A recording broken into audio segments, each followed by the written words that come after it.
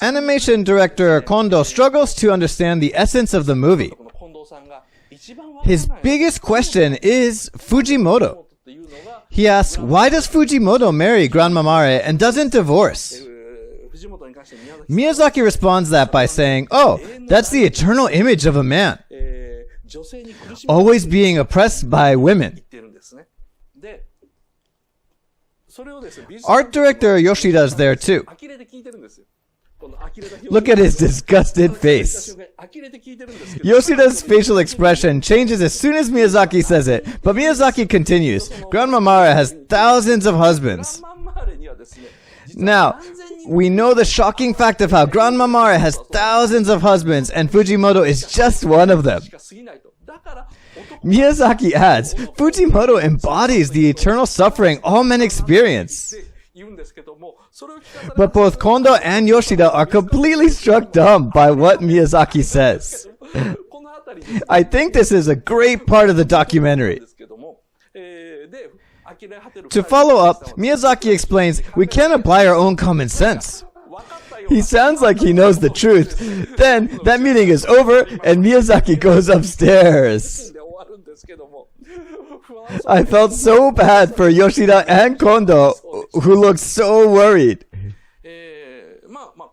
Anyway, this is how the production of Ponyo started.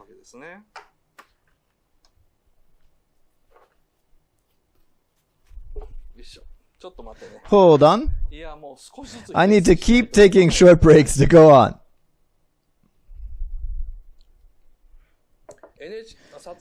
A comment just asked, was there only one person shooting the documentary? Yes, this guy called Arakawa from NHK. He had this one tiny handheld camera in his hand for the 300 days straight recording. The documentary is a compilation of that. There is another version on NHK channel on TV, but that one is trimmed to a total of 2 hours with unnecessary commentary. I don't fancy that version. But this 12-hour-long version released by Ghibli is tremendously fun to watch. Now, Miyazaki concretely had the main character thanks to Baby Fuki.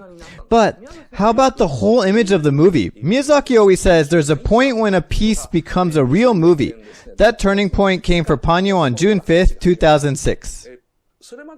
Until then, Miyazaki had been drawing numerous images on paper with pencil and coloring them, which we call storyboards. But suddenly, he starts taking some notes and constructing the plot. He starts brainstorming how the story develops. Documentary director Arakawa comments on the narration. Miyazaki's storyboard making has been stagnating.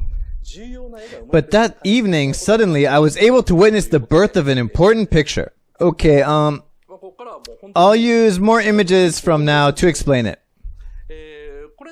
In the picture, Miyazaki is checking both sides of the drawing paper. Like this. While he does that, he somehow starts humming Die Walküre by Wagner. He starts humming the music. He plays the CD and sings while he flips his drawing to look at its front and back. Then he says, am I allowed to draw this? Then he starts grinning.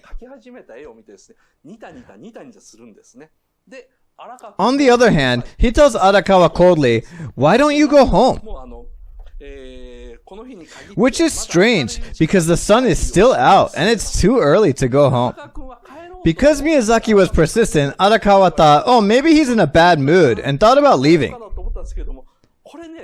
But his creative nature told him, if I leave now, I'm not a director. Something is happening tonight. So instead of going home, Arakawa secretly continues recording from a distance by setting the camera a little far from him. Miyazaki is looking at his own drawings, and for some reason, he's laughing heartily. Then he says, she's rushing to her guy. This is an incredible drawing. And somehow he looks satisfied. Arakawa narrates, I thought Miyazaki-san would start something important, so I stayed.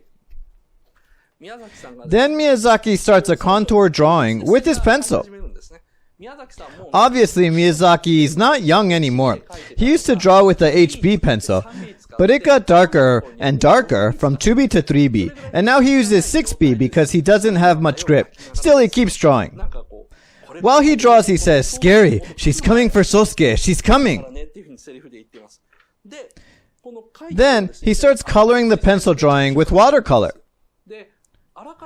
Arakawa senses something different from Miyazaki, who seems exceptionally happy while he draws. But he doesn't know why Miyazaki is so happy. So he asked, "How can you draw so intensively?"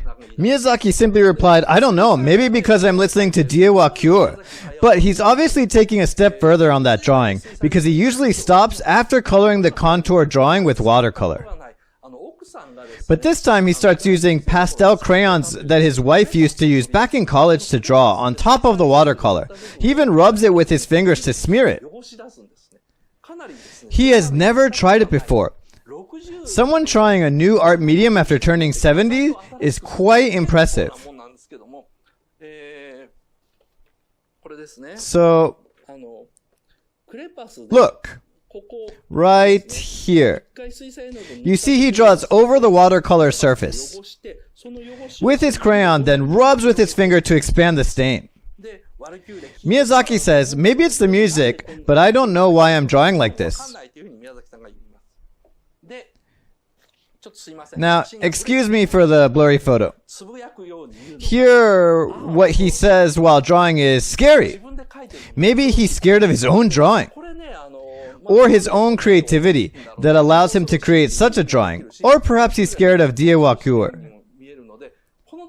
Arakawa can't figure what Miyazaki means by scary, because apparently Miyazaki seems to be enjoying drawing. Arakawa just doesn't have any clue. Meanwhile, Miyazaki keeps drawing with the crayon. He draws and smears the sky as well as the waves. It means the main character makes her first appearance under a cloudy sky. It's very unlikely for a Miyazaki anime. It's cloudy.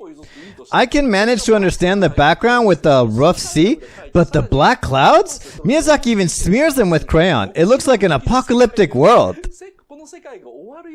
Miyazaki is making it look darker and darker.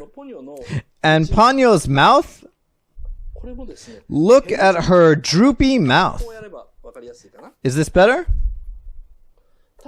Ponyo is standing straight. And if you look closely at her face, you can see the corners of her mouth turned down. This is also very unlikely for a female main character. So you see the significance. On top of that, he goes back to his 6B pencil and starts adding the contour lines. The narration says he's emphasizing simple lines. That's right. He traces the outlines of the drawing with the bold pencil lines to emphasize the picture. While he does that, yeah, you see the subtitle that indicates the melody. He continues to sing Die wa Cure. He repeats this part. Crayon and smear. He does it over and over to stain the drawing. And he joyfully says, "I can hear Die wa Cure in this scene."